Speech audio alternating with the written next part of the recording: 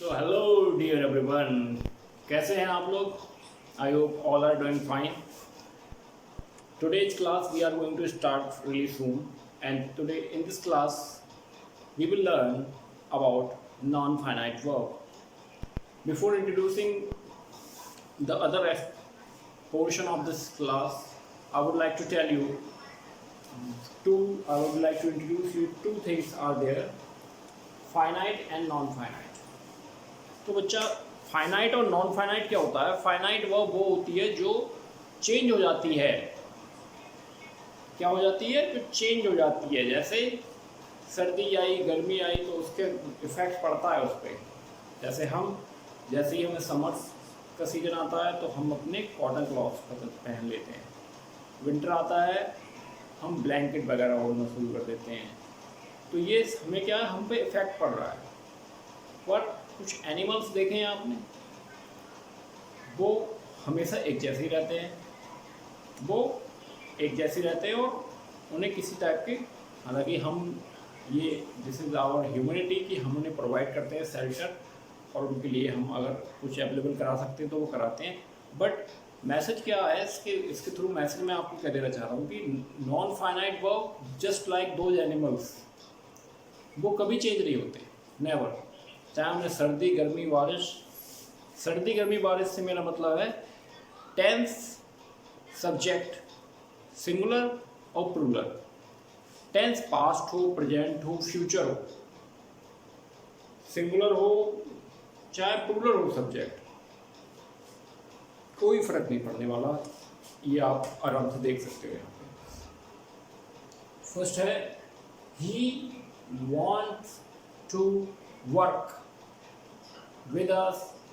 जो भी उसका आगे का जो भी पोर्शन है हमें मिला, क्या मिला हमें? He wants to work. अभी ही वॉन्ट्स टू वर्क क्या है?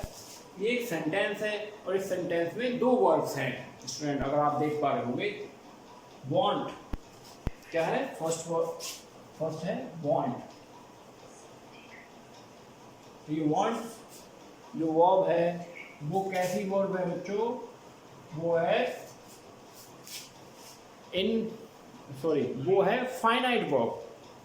वो चेंज होगी, फाइनाइट वर्ब है। और वर्क नॉन फाइनाइट वर्ब है।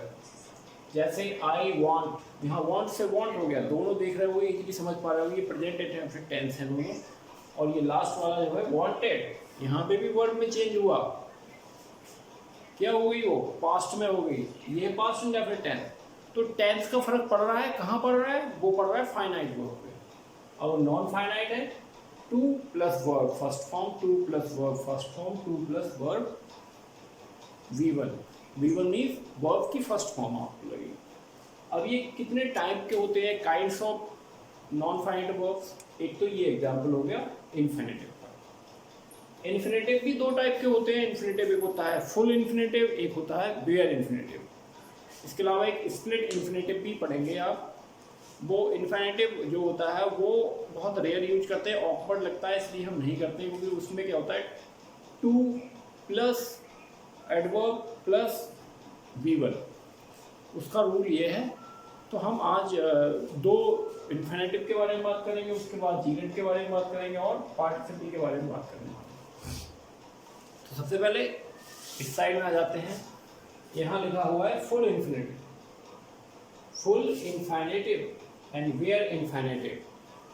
वेयर इन्फिनेटिव में क्या होगा? वर्ब की फर्स्ट फॉर्म ही आएगी V1, और फुल इन्फिनेटिव में वर्ब की फर्स्ट फॉर्म आएगी, बट उससे पहले आपको टू यूज करना है, टू प्लस V1, और वहाँ पे केवल सिर्फ और सिर्फ V1 यूज करेंगे।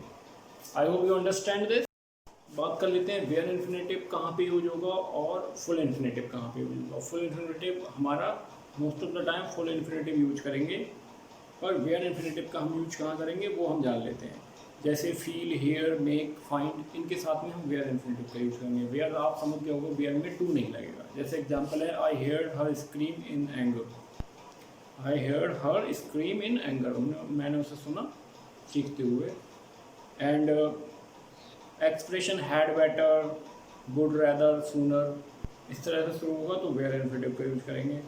वाई नॉट के साथ में आप जैसे why not take a taxi, why not to take a taxi wrong हो जाएगा, यहाँ पे हम ध्यान रखेंगे कि क्या करेंगे यूज हम bare infinitive. Modal verbs are always followed by the bare infinitive. Modal verb हमेशा ही और शुड मस्ट इनके सब के बाद में आपको वेयर इन्फिनेटिव का यूज करना है। एंड जीरंड की बात कर लेते हैं। जीरंड क्या होता है बच्चों? Gerund is a verb with an ing ending and it function as noun. तो जीरंड जो है वो ing के उसके एंड में ing लगती है और ये नाउन की तरह वर्क करता है। इसको बहुत जगह पर रख सकते हो, उसके बारे में मैं बताने जा रहा हूँ कि एक जो खासियत क्या है, इसकी विशेषता क्या है कि ing यहाँ पे भी है और ing यहाँ पे भी है। क्या डिफरेंस हो जाता है वो आपको बता रहा हूँ। जैसे smoking is injurious for health, smoking एक जीरंड है यहाँ पे और ये नाउन के रूप में वर्क कर रहा है। जबकि अगला एक सेंटेंस आपको बताएंगे, opening the door she went away, यहाँ पे भी ओपन में ing लगी हुई है, वर्ब में ing लगी हुई है, ओपनिंग द डोर, पर ये क्या कर रहा है, ये as a verbal adjective work कर रहा है। तो जब वर्बल एडजेक्टिव हुआ तो प्रेजेंट पार्टिसिपल होगा और जब नाउन के रूप में वर्क कर रही होगी हमारी नॉन फाइनाइट वर्ब तो हम उसको जीरंड बोलेंगे। इसके अलावा पास्ट पार्टिसिपल में क्या होता है, उसमें ed, d, n, en words लगा देते हैं वर्ब में, एंड करते हैं इस पे। जैसे the beaten team left the field immediately, ठीक है। और परफेक्ट पार्टिसिपल की बात करते हैं, having plus V3, having plus V3 का मीन्स वर्ब की थर्ड फॉर्म आप यूज करेंगे हैविंग के साथ में, तब ये परफेक्ट बन जाता है। इसके अलावा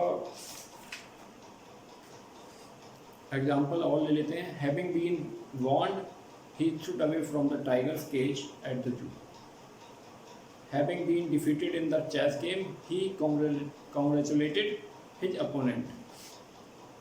तो ऐसा कब लगाएंगे हम, जब परफेक्ट स्थिति में कोई सेंटेंस होगा तब। Thank you, thanks for